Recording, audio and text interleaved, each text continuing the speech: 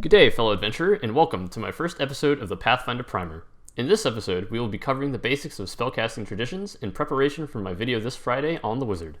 There have been many changes in how spellcasters operate between Pathfinder editions, but how they actually play in a given scenario is more or less the same. They use their spells as effectively as possible in order to either buff, debuff, control, or blast. In Pathfinder 1st Edition, many spellcasters received their own spell list, and casters varied in power. Some casters, such as the Wizard and Druid, had their own individual lists and could cast all the way up to 9th level spells, whereas the Bard and Inquisitor could only cast up to 6th level spells. In this edition, casters that had at least 6th level casting also had access to either cantrips, if they were arcane, or orisons, if they were divine. These cantrips and orisons were spells that had never actually used a spell slot, but were often limited in power and scope as to what they could accomplish, with one glaring exception. Said exception was Detect Magic, the ubiquitous spell that was quintessential for any caster to learn. The last group of casters were known as the half-casters, as they could only amass up to 4th level spells and did not have access to either cantrips or orisons. The caster's primary casting ability dictated how strong their spells were in terms of their difficulty check, and also affected the number of spells per day the class could cast. For example, a wizard with 20 intelligence would receive 2 additional 1st level spells per day, in addition to an extra 2nd, 3rd, 4th, and 5th level spell slot. The power level between casters and non-casters was, in a word, staggering. Due to the number of spells casters could have per day, in addition to a horrible imbalance in spell powers, looking at you, Color Spray, it could be easily seen how casters rose to the top, even at low-level play. Once they started receiving their higher-level spells, there was basically no point in even playing a martial character. They simply could not keep up in regards to power, mobility, and control. In Pathfinder 2nd Edition, there have been many changes to address the discrepancy in power levels between casting classes and martial classes, as well as between the casters themselves. For example, a high mental stat no longer dictates how many spells per day a caster receives. There is a base amount that will only increase after a level up, though some class feats can give the caster additional spell slots, such as cantrip expansion. Due to the way the scaling saving throws work as well, a failed save is not necessarily the end of the world for enemies or allies that roll poorly. Only on a critically failed save is where things will start going south fast. What does return to Pathfinder 2nd Edition is the split between prepared casters and spontaneous casters. Prepared casters, Cleric, Druid, and Wizard, have access to their entire spell list, or, in the Wizard's case, their spellbook, and can freely prepare any spell in it when making their daily preparations. However, if they wish to cast a spell twice, they must prepare the spell twice. This can be burdensome, as it limits to what extent the caster can be useful, and if the spell prepared is not used, it is effectively a wasted slot.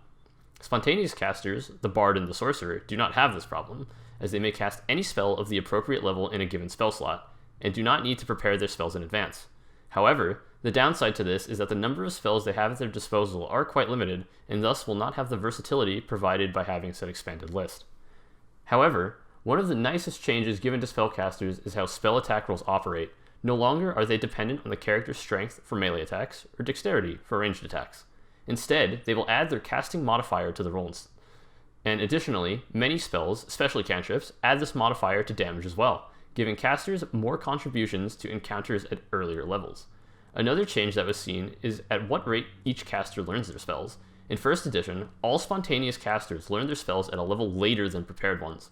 For instance, a wizard would gain access to a higher level spell at every odd level, whereas a sorcerer had to wait until the level after. This quickened progression meant that it was much more favorable to play as a prepared caster. This feature is now removed from the game, and every caster will now gain a new level of spell at every odd level. In Pathfinder 2nd Edition, spellcasting, for the most part, takes a certain number of actions based upon the number of components listed in the spell. For instance, a spell with verbal and somatic components will require 2 actions to cast. Some spells, such as Magic Missile and Heal, will have a variable amount of components and can provide additional benefits based on how many actions are spent in order to cast it. Each component of a spell possesses different properties and traits. The first component, Verbal, has the Concentrate trait, and one must be able to speak in order to perform this action. Because a strong voice must also be provided, one cannot conceal that they are casting the spell, though other metamagic feats, such as Conceal Spell and Silent Spell, will help in this regard. The other components, Somatic and Material, have the Manipulate trait, and as a result will provoke reactions from enemies if you are within their threatening range. Spells will usually require one of 2 things, either a spell attack roll from the caster or a saving throw from the recipient. A spell attack roll will be a d20 in addition to the proficiency level of the caster plus the modifier of their key ability score. The The standard rules to attack rolls will apply here, and beating the enemy's armor class by 10 or more will result in a critical success. Some spells have additional effects on a critical success, such as Ray of Frost's penalty to movement speeds. The 4 degrees of success apply to saving throws. Generally speaking, a basic saving throw versus a damaging effect will have 4 consequences, where on a critical success, the enemy will take no damage, on a success, they will take half damage, on a failure, they will take full damage, and on a critical failure, double damage.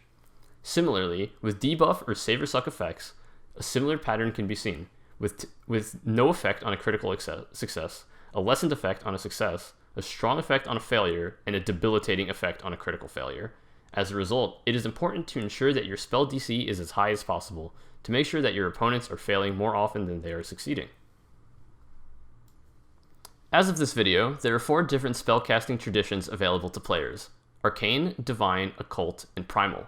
Each of these 4 traditions is learned by one of the classes in the core rulebook: Wizard, Cleric, Bard, and Druid, respectively.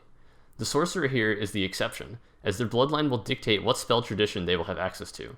Each of the 4 traditions represents 2 different aspects of the 4 essences: matter, mind, spirit, and life. These essences will strongly shape the spells that each tradition receives, which is a very nice touch added in by Paizo. Of course, there is plenty of overlap between, and multiple spells can be found across different traditions. Heightening spell was a metamagic feat in 1st edition that allowed one to use their lower level spells in a higher level spell slot, increasing the difficulty check of the spell. In Pathfinder 2nd edition, Heightening works kind of similarly, but in a way different. The first thing I'd like to discuss is the automatic heightening of cantrips. These spells are now always heightened to the highest level of spellcasting you have access to. This is a fantastic boon to keep cantrips worthwhile even at higher levels of play, and gives the casters something reliable to fall back on once they've exhausted their higher level spells. Do be aware that every spell may be heightened, but heightening a spell will not necessarily improve upon its effects. In Pathfinder 2nd edition, the benefits of heightening a spell usually allows the user to either affect more targets, such as in the case of haste, increase the duration of a spell, like fly, further improve upon the spell's benefits, in the case of mage armor, or increase the damage, which can be seen with fireball.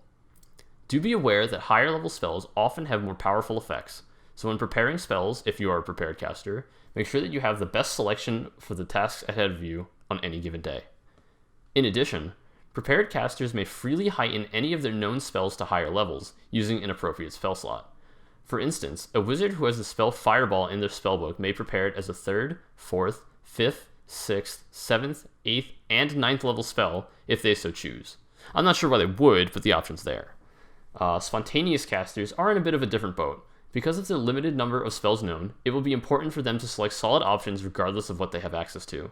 Spontaneous casters also gain the benefits of signature spells, which they can freely heighten one spell of each level in their repertoire to either a higher or lower level. Spontaneous casters will have about 3 to 4 spells of each level, excluding cantrips, in their repertoire, so it is important to select the spells they will use most frequently to get the most mileage out of this ability. On the topic of metamagic, casters no longer have to expend spell slots of higher levels to be able to add additional effects to their spells. Metamagical abilities still come in the flavor of class feats, which should be selected with care to better complement the character. For example, taking the Widen Spell Metamagic feat with no area of effect spells in one's repertoire would simply be a waste of a feat.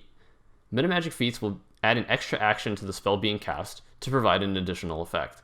For instance, the Reach Spell Metamagic feat increases the range of a spell by 30 feet. This can be important if you want to stay back and cast touch spells, such as Magic Weapon, to help your team without putting yourself in the reach of the enemy. Metamagic feats can potentially make your spells much stronger, and should be used liberally if it can provide a tactical advantage. The last topic I want to talk about today is focus spells. Focus spells use a separate pool of resources that can be used to produce additional effects, and are not limited to just the 5 caster classes, as monks and champions can also gain access to focus pools. A character can have a focus pool of up to 3 points, which increases each time someone learns a new focus spell, and these unique focus spells can be cast by expending 1 point. Focus points are regained whenever a character makes their daily preparations, and a character can spend 10 uninterrupted minutes to take the refocus action to regain 1 focus point. To conclude this video, I will say that the overall power of spellcasters have been toned down moving through editions. Casters are no longer the be-all end-all that they were in 1st edition, and though they retain more power than martial classes at higher levels, they no longer eclipse them in the middle level range. That being said, casters certainly received a pair of very nice boons to help them out at lower levels, the first being stronger cantrips that scale appropriately, and the second being extra hit points courtesy of Ancestry, to prevent them from falling or potentially dying to one critical hit.